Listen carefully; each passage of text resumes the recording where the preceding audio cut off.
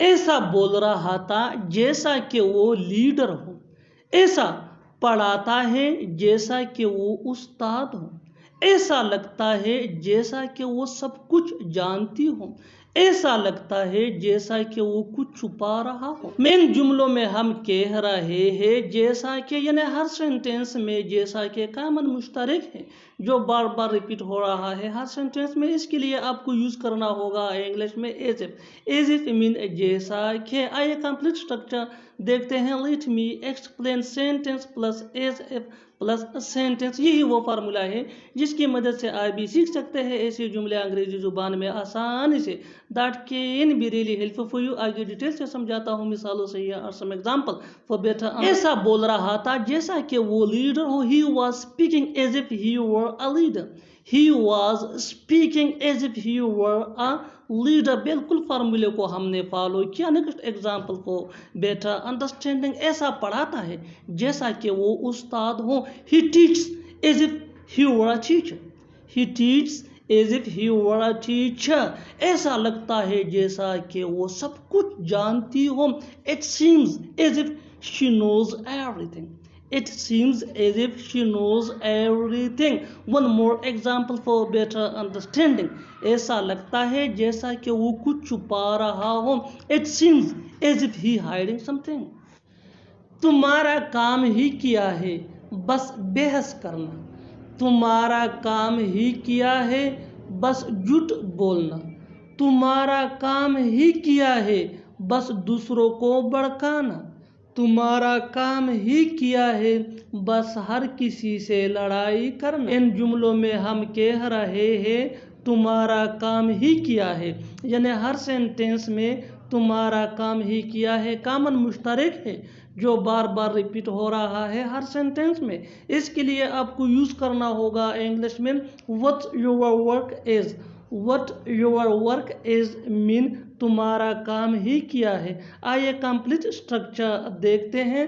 Late me explain what your work is plus just plus verb plus ing plus other work. तुम्हारा काम ही किया है बस बहस करना। What your work is just arguing. What your work is just arguing. Next example for better understanding. तुम्हारा काम ही किया है बस झूठ बोलना। What your work is just telling a lie. What your work is just telling a lie. One more example for better understanding. तुम्हारा काम ही किया है बस दूसरों को भड़काना। What your work is just provoking other. मैं एकदम से कुछ नहीं कह सकता। वो एकदम से नहीं बोलेगा। मैं एकदम से ये नहीं करूँगा। ऐसे जुमले हम अपनी डे टू डे लाइफ यानी रोज़मर्रा ज़िंदगी में ज़रूर बोलते या सुनते हैं। इन जुमलों में हम कह रहे हैं एकदम से, यानी बिना सोचे समझे। इसके लिए आपको यूज़ करना होगा इंग्लिश में ऑफ हैंड। आइए कंप्लीट स्ट्रक्चर समझते हैं। Sentence plus of hand. Sentence ये टेंस या सिचुएशन के हिसाब से चेंज होता रहेगा। ऑफ हैंड ये वही का वही रहेगा विच मीन एकदम से। अच्छी तरह समझने के लिए कुछ मिसालें देखते हैं। मैं एकदम से कुछ नहीं कह सकता। I can't say anything of hand. I can't say anything of hand. वो एकदम से नहीं बोलेगा। He won't speak of hand.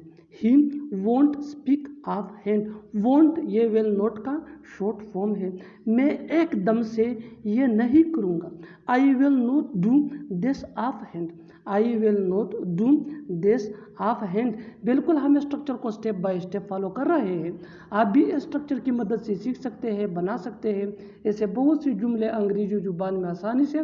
That can be really helpful for you. अच्छी तरह समझने के लिए एक और मिसाल देखते हैं। One more example for better understanding. तुम एकदम से कुछ नहीं कह सकते। तुम एकदम से कुछ नहीं कह सकते। You can't say anything of hand. You can't say anything of hand. और आखिर में ये सेंटेंस आपके लिए कमेंट सेक्शन में इसका जवाब ज़रूर देना। वो एकदम से नहीं बताएगा। वो एकदम से नहीं बताएगा। Subscribe to English PS for more advance English sentence structure. Thanks.